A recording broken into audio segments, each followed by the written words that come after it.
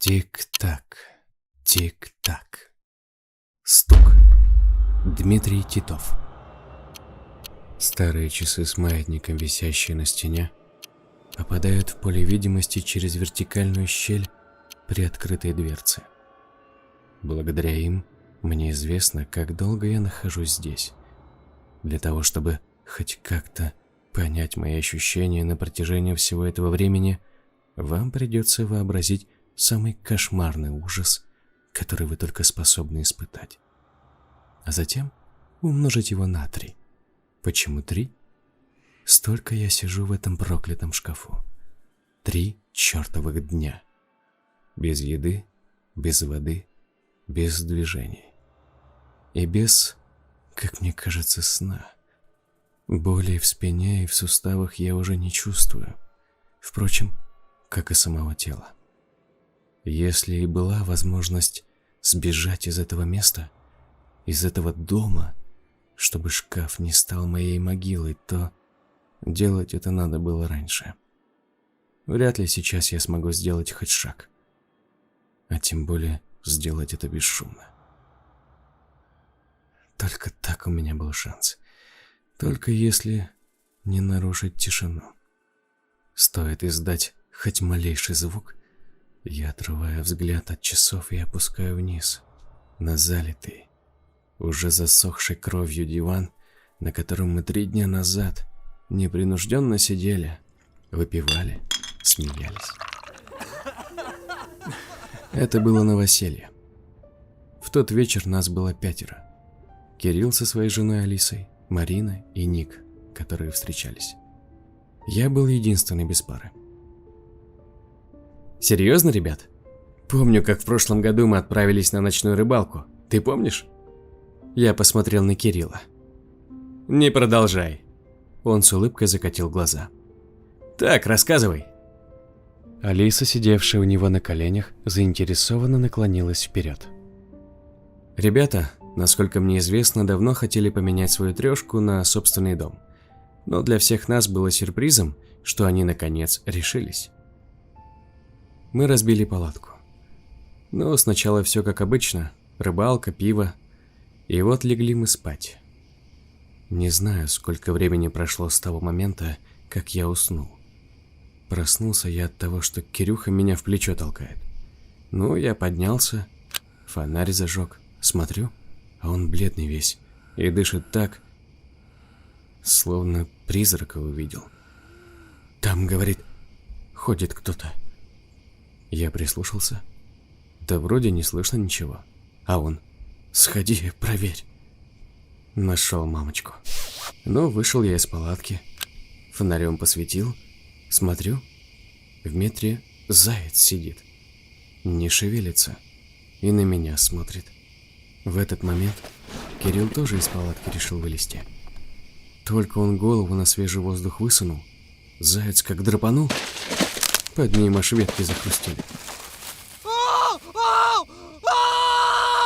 Но самое смешное то, что Кирилл так и не понял, что это заяц. Заорал так, словно его насилуют. Да иди ты, тебе это приснилось. Так вот, ребята, я это все к чему? Не в слишком ли уединенном месте домишку вы прикупили? Не то, что далеко от города, это даже хорошо. Природа, все дела. Но мы подъезжали, мне показалось, что ближайший дом не меньше, чем в километре отсюда. Не стремновато будет? Да, вдруг тут зайцы водятся, добавил Ник, и все рассмеялись. На самом деле, Кирилл протянул руку и, взяв новую бутылку пива со стола, открыл ее. Вся эта территория – один большой коттеджный поселок. И соседние участки буквально за нашим забором. Просто их еще не купили и не застроили. Через пару лет здесь будет не протолкнуться. Только и цены к этому моменту будут не кислые. Так что все мы сделали правильно. «Ребята!» – вдруг тревожным голосом произнесла Марина. Ее взгляд был направлен на приоткрытую входную дверь, которая находилась в конце коридора, что был виден из комнаты, где мы сидели. Сам коридор был не освещен, и о том, что дверь открыта, говорила полоска света, образованная уличным фонарем. Кирилл, у вас собака, что ли? Нет, только кошка, а что? Кирилл, сделав глоток пива, выглянул по направлению двери. Блин, Ребзя, я же просил закрыть дверь, кто последний пойдет курить. Мы с Алисой выходили, ответила Марина. Я точно помню, что закрывала. Что там? Алиса приподнялась к колене Кирилла, выглянула, потеребила его за руку, заставив оторвать взгляд от коридора. Я сначала подумала, что мне показалось, но там в темноте точно что-то есть. Мне показалось, что собака. Голос Марины звучал неподдельно напуганным. Ой, как смешно. Ну, началось. Давайте теперь пусть кто-нибудь расскажет, что наш новый дом стоит на старом индейском кладбище домашних животных. Кирилл, приобняв жену, сделал еще глоток пива. Я прищурился, вглядываясь в темноту. По выражению лица Марины было видно, что она не шутит. Потребовалось какое-то время, чтобы глаза начали различать силуэты. И вдруг я заметил какое-то движение. Совсем рядом с входной дверью. Что-то крупное, совсем не похожее ни на кошку, ни на собаку. В этот момент Кирилл, тяжело выдохнув, приподнял Алису и сам поднялся с кресла.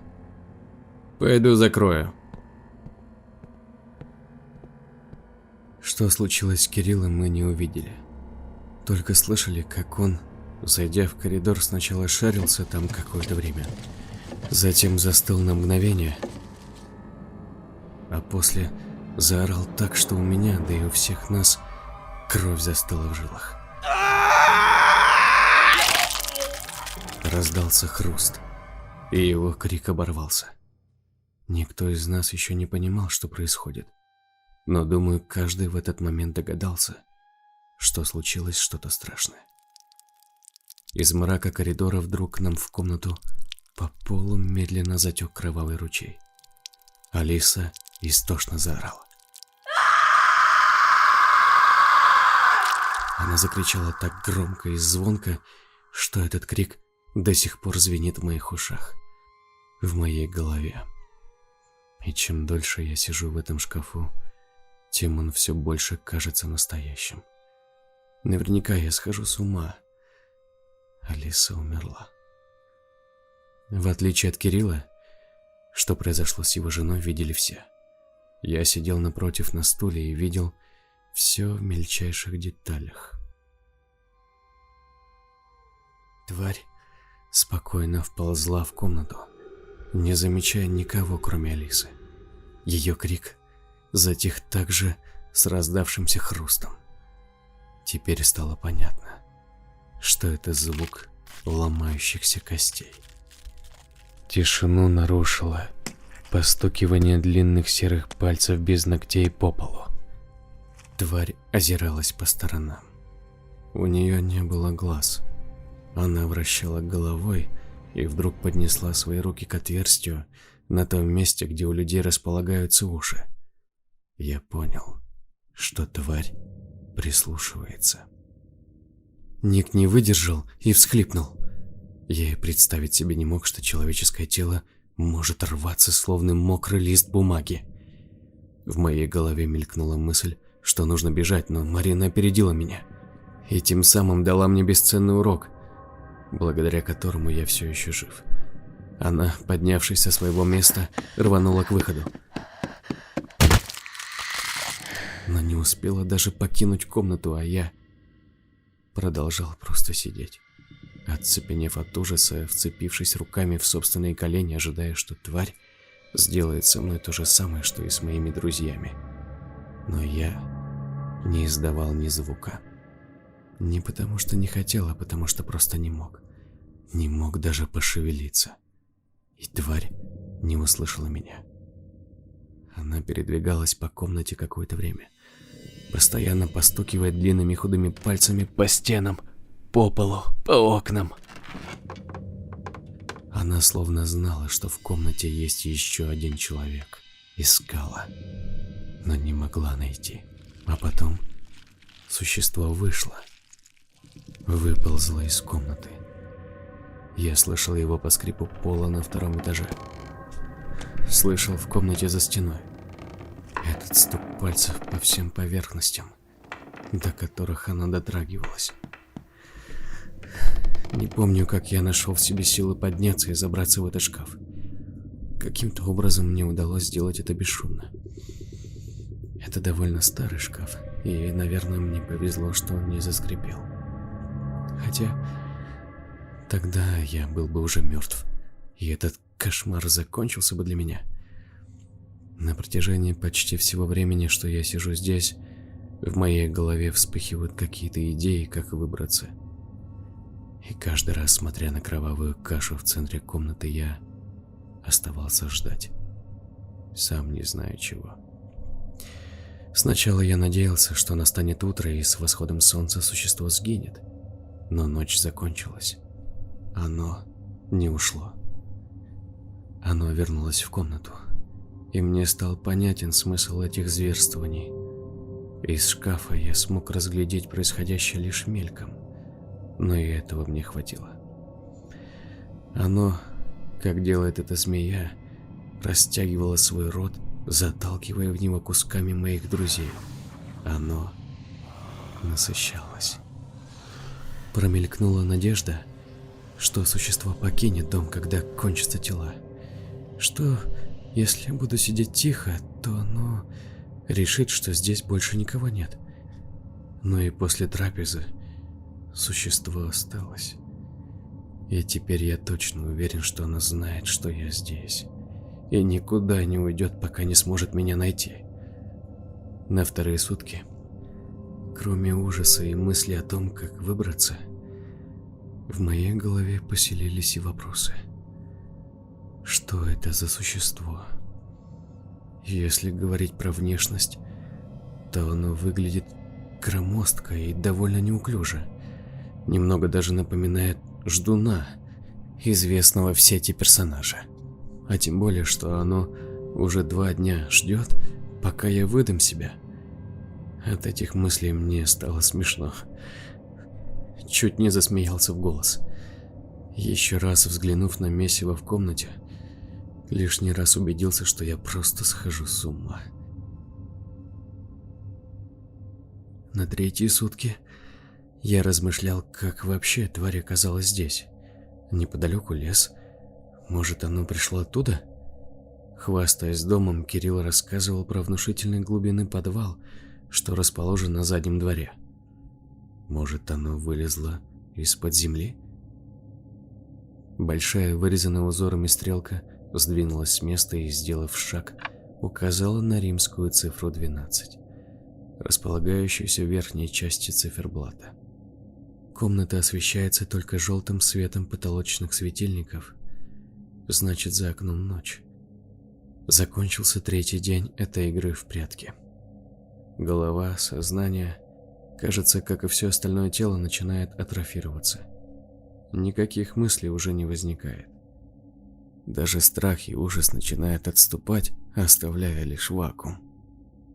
Главное не поддаться безразличию и не совершить какую-нибудь глупость, увлекущую за собой страшную гибель. Я закрыл на некоторое время глаза. Думал, что, как и прежде, начнут вспыхивать картинки, рвущихся тел моих друзей. Но ничего. Только темнота и тишина. И вдруг произошло то, что тусклой вспышкой породило во мне надежду. Надежду на спасение. Там, наверху, на 2-м этаже, на крышу приземляются сначала редкие капли дождя. Я распахиваю веки, барабанище по крыше шум учащается. Еще чаще, еще громче. Проходит 5 минут, и ночное небо поливает землю, и вместе с ней этот чертов дом ливнем. Должно быть, из-за столь продолжительной тишины мои уши отвыкли от звуков, и кажется, что это всезаполняющий шум дождя лучшее, что я слышал в своей жизни. Подняв руку, я толкаю дверцу шкафа. Она открывается, и я вижу, что останками моих друзей покрыт не только центр комнаты, но и вся комната целиком, даже стены. Даже на потолке засохшие брызги крови. Я пытаюсь вытащить ногу и поставить ее на пол, желая покинуть шкаф. Разрядом электричества боль стреляет в коленном суставе. Прекрасно приводит в чувство. Выставляю обе ноги и, руками поставив их на пол, стараюсь оттолкнуться и принять вертикальное положение. Больно, сука. Так, словно кости переломаны. Приземляюсь на пол на карачки. Подняв голову, оглядываюсь по сторонам. Капли стучат не только по крыше, еще и по окну. Входная дверь все еще открыта, что делает шум дождя еще громче. Твари нигде не видно. Может быть, оно не любит дождь и все-таки ушло? Может, оно на втором этаже? Может, за стеной? А может, оно достаточно умно, чтобы понять, что я захочу воспользоваться моментом, чтобы сбежать, и поджидает меня в этом чертовом темном коридоре. Но это все не важно. Если не попробую, так и сдохну в этом доме. Ну, хотя бы не в шкафу. Стиснув зубы, чтобы не заорать, я заставляю себя подняться на ноги. Колени дрожат, но я все-таки снова на своих двоих. Делаю шаг. Еще один. И еще. Очутившись у проема, ведущего в коридор, я, стараясь сделать это бесшумно, щелкаю выключателем, и коридор озаряется желтым светом. Твари здесь нет. Даже хорошо, что входная дверь открыта. Не придется шуметь, открывая ее. Я двигаюсь очень медленно. Даже слишком медленно. Но я так стараюсь не издать ни малейшего звука. Хоть и дождь заполнил собой все, мне кажется, что вот-вот сейчас половица скрипнет, и с грохотом со второго этажа спустится это нелепое существо. Это чудище. Несмотря на свой неуклюжий вид, оно довольно быстро и проворно. Мне с моими затекшими в тесно неудобной позе ногами ни за что не убежать. Я должен быть абсолютно бесшумным. И вот я у входной двери, медленно открывая ее. Вместе с этим шум дождя усиливается. Надеюсь, оно не отреагирует на это. На улице, освещенной фонарным столбом, слякоть и лужа. Я выхожу на крыльцо и медленно спускаюсь вниз по деревянным ступеням. Дождь холодный, но наконец смывает с меня засохшую кровь, что струей попала на меня 3 дня назад.